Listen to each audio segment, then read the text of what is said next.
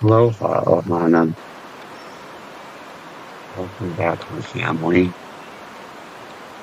Thank you for being patient with me as I navigate this new medium. I aimed originally on finishing out a complete story about when I was 12.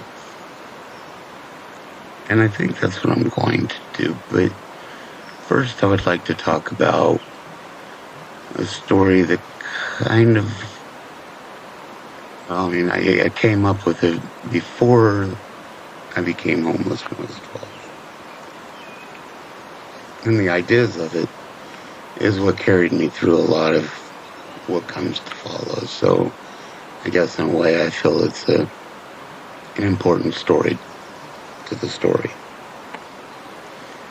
Originally, we lived up in mountains, and you would see people panning for gold in rivers, or, even as I got into 8, 9, we would be at old 49ers camps in California where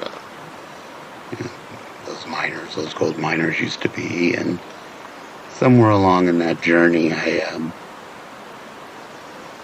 I thought to myself about the similarity life had and all these things that happened to us, all of the stories we ever hear, all the people we ever meet, any of the books we ever read, songs we ever listen to, any of these things are like the sands of the sea, the sands of life, the sands that runs along the river of our life. And every time we come into one of these moments, we have that opportunity to find gold or wisdom in that interaction. Years later, actually not too long ago, I revisited this thought in my head, which I often do, but this time I wrote it out into a small kid's story. The story's called The Gold Panner's Quest. And I'll read it to you guys. And then I'll get on to my other stories. Once upon a time, in a little town nestled between grape vineyards and winding rivers, there lived a curious young child named Alex. Alex loved exploring nature and dreaming of grand adventures, and the eager twinkle in her eyes was a window into her heart's yearning to embark on a journey of interactive learning, soaking up the universe's teachings as if every piece of knowledge was a priceless gem. One bright morning, Alex's grandfather, a wise man named Mr. Stevenson, took her on a stroll among the riverbank. And as they walked around the big rocks and trees that dotted the shore, Alex noticed some people with shiny pans sifting through the river's sands. "What are they doing, Grandpa?" she asked with curiosity. Mr. Stevenson smiled warmly, saying they were gold panners, explaining that they were searching for specks of gold hidden among the sands. He also said that life is like that. It's full of lessons and experiences, waiting for us to discover them. Alex's eyes widened with wonder, and she wanted to learn more. She said, "How do we find gold in life, Grandpa?" "That's the quest of every gold panner," Mr. Stevenson replied. "Each person we meet and each book we read is like a grain of sand in our life's river. Some encounters bring big nuggets of wisdom, while others offer tiny glimmers of insight. Each piece, no matter the size, is valuable in its own way." Alex's heart swelled with understanding. From that day on, she embraced the role of a gold panner in her own life. She eagerly learned from her teachers, friends, and family. Each encounter revealed new and precious treasures that she collected in her heart, just like the gold panner's pan. One day, while reading a book about faraway lands, Alex discovered a story that touched her soul. It was a tale of courage and kindness, filled with golden wisdom. "This book is a treasure," she exclaimed. As the years passed, Alex's collection of golden wisdom grew. Some days she found big nuggets that shaped her character, like learning to be patient when things didn't go as planned. On other days, she discovered tiny flecks of gold, like the joy of sharing a smile with a stranger. Alex's crown of wisdom grew more dazzling with each day. Her radiant heart touched the lives of those around her, and she shared her golden treasures with others, inspiring them to become gold panners too. And so, in that little town, nestled between the grape vineyards and winding rivers,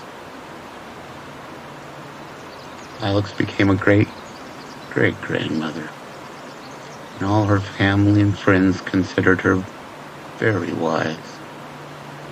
She had learned that life's river flowed with opportunities to find wisdom and joy, and like a skilled gold panner, she understood that even the tiniest experiences had the power to enrich her life.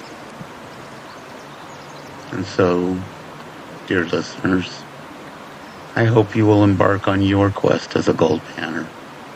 Embrace every encounter and experience as a chance to discover the golden treasures that life has to offer. And as you gather these precious nuggets, you'll find that your crown of wisdom will shine brightly, further lighting your journey of growth, learning, and joy. Alright, as I finished reciting that, or as I was going through reciting that, it made me think also of another story that I want to tell. This one my dad had told me, obviously. Lots of other parents have told their kids the same story. It's a traditional story from the Midwest. I think mostly is claimed to be a Cherokee story, but I don't know that that's true. What I do know is the story is there's an old Cherokee Indian chief who was teaching his grandson about life, and he said, "A fight is going on inside of me," he told the young boy. "A fight between two wolves. The dark one is evil.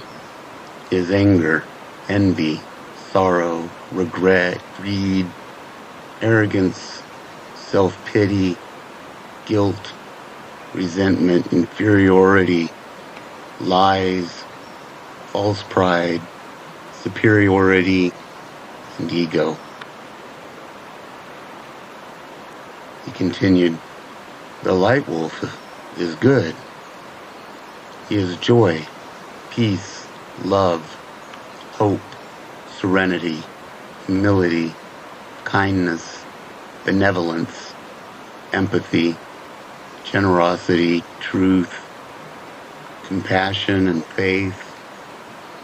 The same fight is going on inside you, grandson, and inside of every other person on the face of this earth." The grandson ponders this for a moment and then asked, "Grandfather, which wolf will win?" The old Cherokee smiled and simply said, "The one you feed."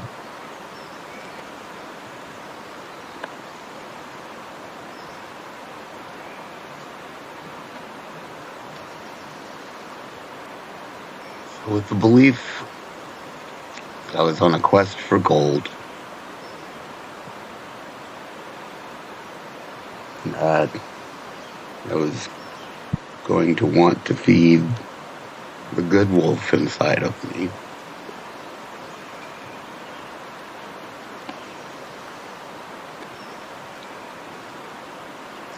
I started taking in any and everything I could find about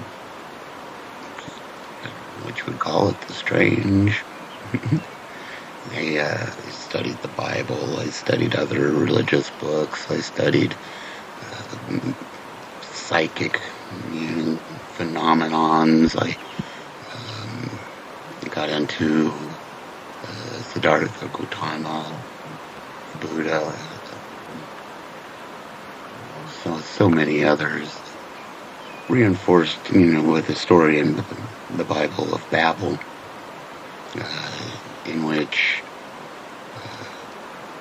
prior to the fall of the tower, they were all of one language, and they seemed to understand things the same.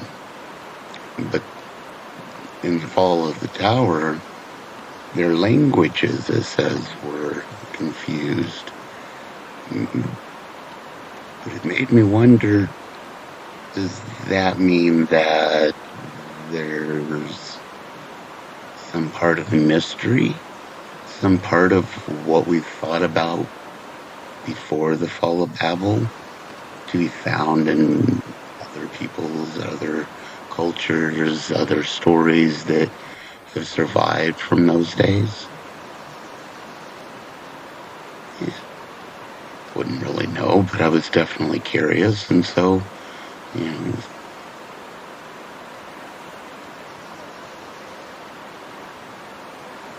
one of the things that I found both at 10 and younger was that when you were homeless, a library was an amazing thing. Nobody questioned a young kid for sitting in the library reading a book. Even if he was there all day long reading books, nobody questioned a kid in a library reading a book. Libraries were my safe space. Libraries were a great space, and I was a great reader.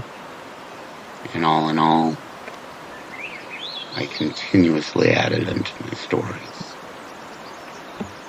Now, back to 12. So, somewhere age 11, Dad had gotten custody of me again, and we were living near the grandparents. And on my 12th birthday,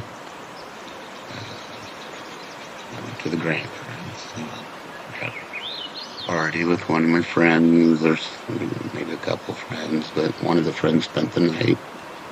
And the grandparents had what they called tornado cellars in the Midwest, and it'd be theirs was a cement room buried in the backyard with a big, huge, heavy metal lockable door and a fold-up ladder that took you down, to the room.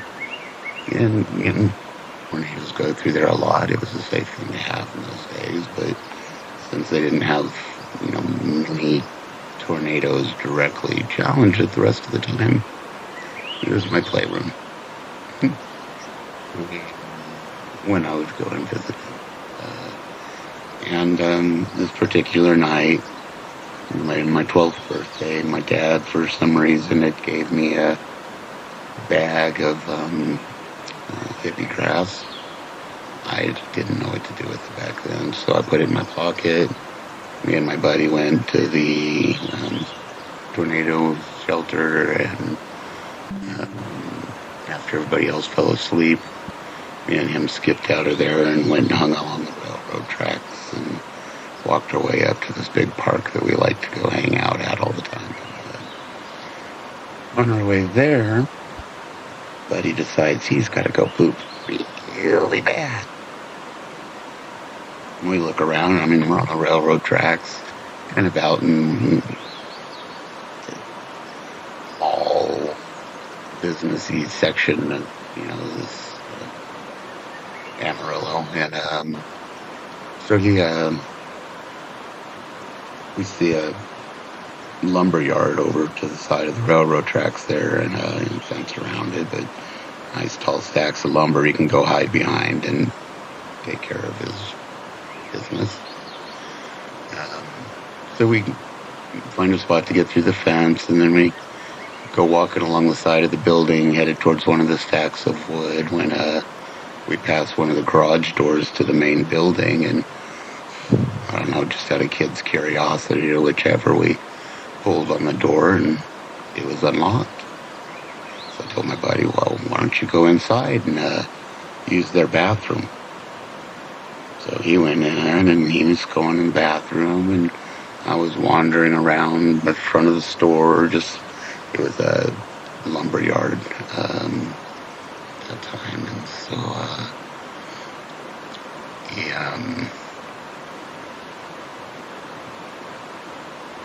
he was in there, and I was, like I said, up in the front of the store when a cop popped up in front of the window, gun drawn, yelling, "Freeze!"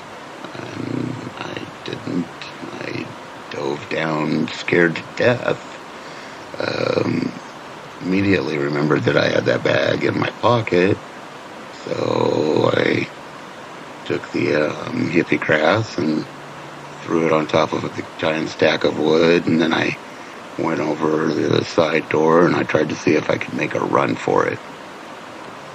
It almost looked like I could make it, so I opened the door, and as soon as I did, the cop came around the corner, gun drawn, flashlight out, and of course when he yelled freeze this time, I did.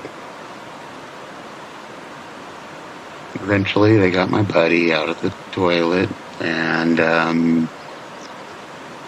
arrested us both, and then our parents came and picked each of us separately, and Dad said we'd talk about this later. I went to bed, and my buddy showed up in a stolen Camaro. I was like, let's get out of here. Well, the idea of getting out of there definitely sounded appealing. I was certain that when Dad got up, we were going to face the wrath of a Marine Corps DI, and I wasn't cool with the whole car thing, though. So I told him, I said, I'll tell you what, man, why don't you go up to Lake Meredith, and I'll mosey along and meet with you just as soon as I get some stuff taken care of first. He was like, all right, and off he tore out of there. And I hopped on my bicycle. Dirt bike, it was a 10-speed. It was a 10-speed, and I set out to bicycle to Lake Meredith, and it took me all of that night, most of the next day. I think I finally got there in the middle of the night the next night. It was quite the adventure getting there where I got there. My dad stayed they did the carpet on one of the houseboats there at Lake Meredith. So when I got to Lake Meredith, I looked for my buddy for a little while. I never did see him. And I went over and I walked out on the boat marina to where the houseboat was that my dad had did the carpet on. Belonged to John Chandler Ford.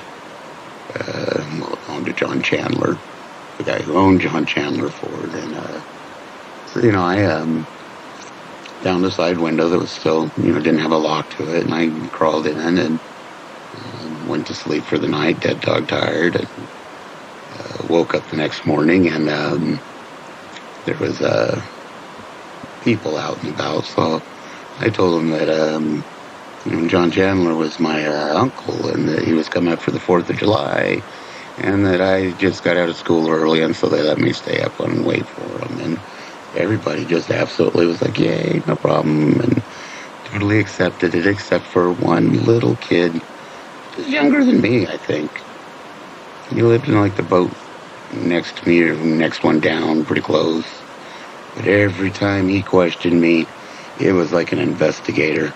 He knew something wasn't right with my story. Hope that kid grew up to be an investigator, because he was right. Nobody else even questioned it. Well, the weekend of the 4th of July, John Chandler, of course, came out to use his houseboat for the holidays. And I was over on another person's boat, another girl's boat, playing Monopoly, and she's like, "Oh, look, your uncle's here." Yeah. I was like, "Oh, yeah, we better go say hello."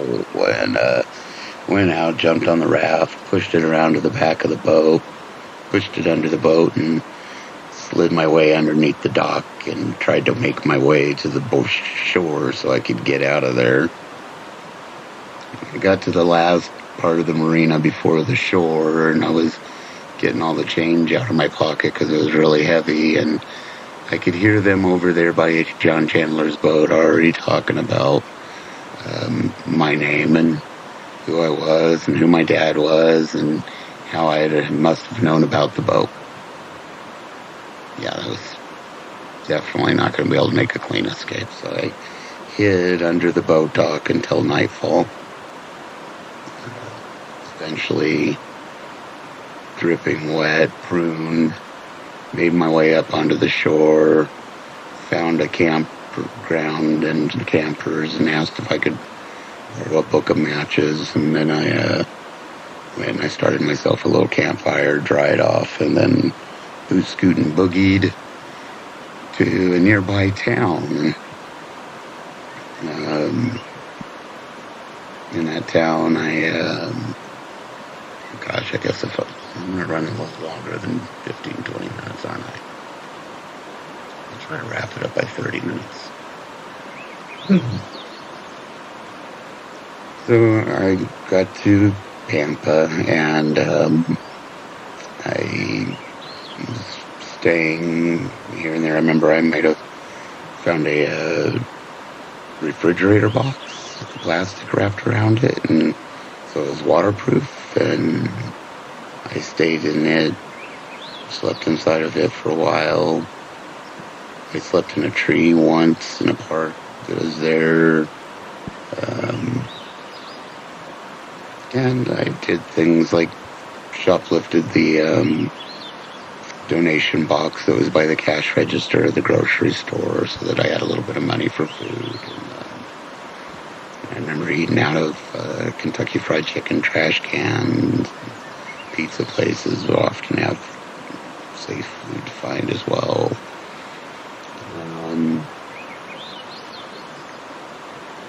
One day the carnival came to town, and there was a sign saying that they were hiring, and it was this guy claimed he was W.C. Field's grandson.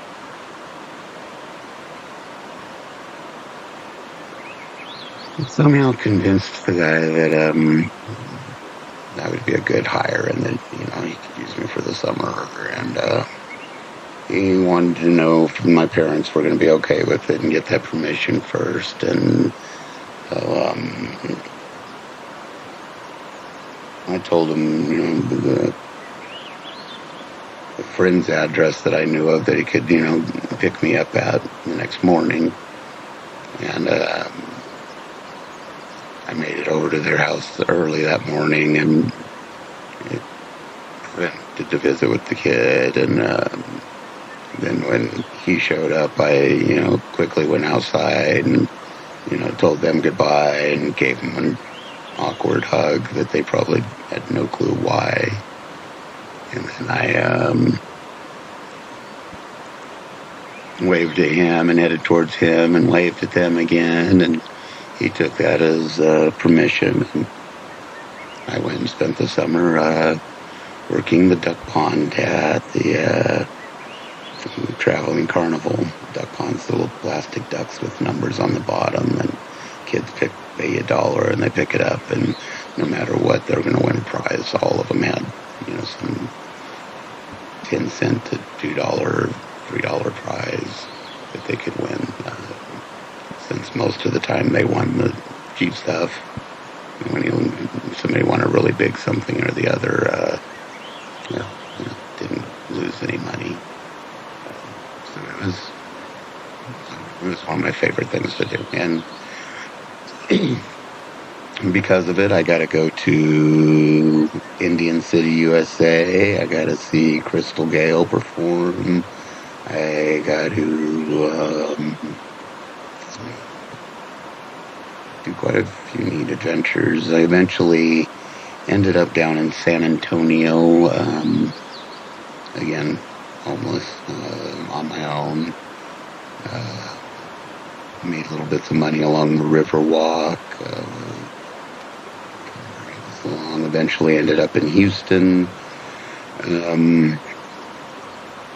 Things kept getting worse. I was pretty scared. I hadn't slept in quite a while, and I was walking past the Greyhound bus station, and there was a sign on the wall that said, free bus ticket home for runaways. If, no police, no anything, they just, send you home. So I went in and I told the person at the counter, like I said, that I was a runaway and I wanted to go back to Amarillo. And they had me go sit over in this chair, and they called the police and they arrested me and they sent me to the Houston Juvenile Detention Center, which was filled with children who were involved in inner city crime. Many runaways. I was tired. I slept for the first couple nights. I remember at one point them waking me up saying that the missing persons report was filed in Pampa and not Amarillo, and so therefore they didn't know why I was lying to them, and I guess they hadn't been able to find my parents. Sunday rolled around. They asked if I wanted to go to some church service. I figured anything to get out of the cell. Went to service. The pastor was doing a thing on Jesus being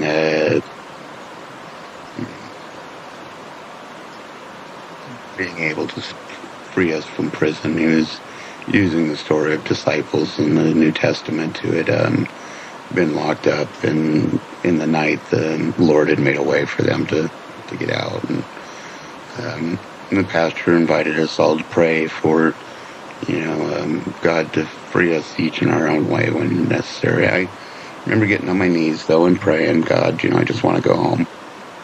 And as I was on my knees, a lady came into the church service room and called my name.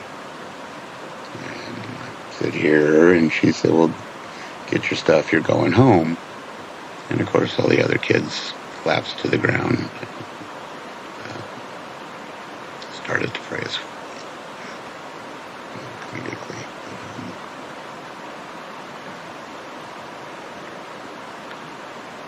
Because there was one other important story that I should tell from that period of time. Before all of that, before I turned myself in when I was in San Antonio, I had rode the city buses out to the suburbs, kind of looking for something new to...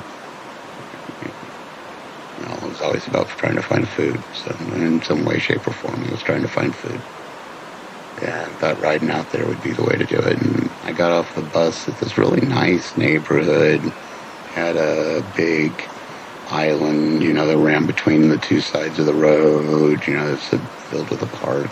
I guess trees and grass and all that kind of stuff in the middle of it. And really, really nice homes on either side of this beautiful parkway. And no sooner than the bus drove away, than across the street, and off in the distance, maybe about a block or so, this woman seemed to make eye contact with me and make a beeline towards me. I didn't quite know where I was at yet, and I was still taking in the area to figure out where I was going to go. And before I really had time to take off, she had already made it over to me and immediately started going off about the idols I had around my neck. Because God had, or I felt like God maybe had a hand in my life in some way. I had all these crosses and crucifixes that, every time I'd find one, I'd collect it. And this was what she was referring to. And she was she was speaking very emotionally about the fact that we weren't supposed to make idols and carry idols and look upon idols, and that this wasn't even the momentous moment to be truly appreciated, which would be the final victory when he finally returned to his Father, was seated at the right hand, and sent the Holy Spirit so that they would dwell among his people forevermore after that. And although this lady seemed unique, what she said also felt very true. But again, I was young and I didn't have a lot of experience. So when I did finally end up back home and was back to the libraries and studies, I began to delve all the deeper into Scripture and what these things meant. And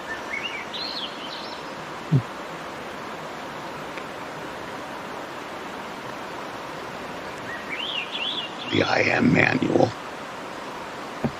The I Am Manual list. The Immanuel list. The Immanuelist. The growth of my spiritual journey in that summer after that, or that year after that, was greatly marked by this idea inside my head.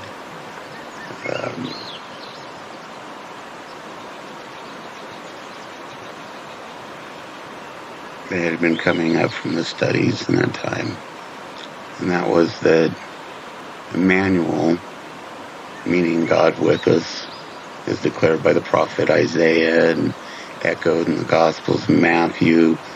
This name was not merely a title. It was a divine promise, God's assurance that he would be present among his people. As an Immanuelist, I'm embracing this profound truth that God's name throughout the Bible are not just identifiers, but actions, verbs that convey his intentions and promises. When Moses encountered God at the burning bush, he learned the name I Am, signifying God's eternal presence. Similarly, when the angel announced the birth of Jesus, he declared that the child would be called Immanuel, meaning God with us. Just as he was Yahweh Jireh, just as he was Yahweh Jireh, the Lord will provide for Abraham, and Yahweh Rapha, the Lord who heals for the Israelites. God, as Immanuel, signifies his return to dwell among us. Christ, in his humility, constantly redirected glory to the Father, teaching us that the greatest power lies in God's presence with us. As an Immanuelist, I stand firm in the belief that God's ultimate plan is to be with his people, guiding, protecting, and redeeming us. The name Immanuel speaks to God's desire to dwell among us, guiding us through every challenge, celebrating with us in every joy. And by embracing this identity, I've committed to living in this light of God's promise, knowing that he is with us now and forevermore.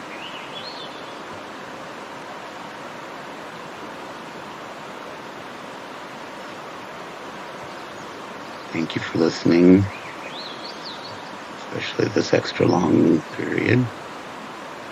And see you in the next video. Sending you my love. Always.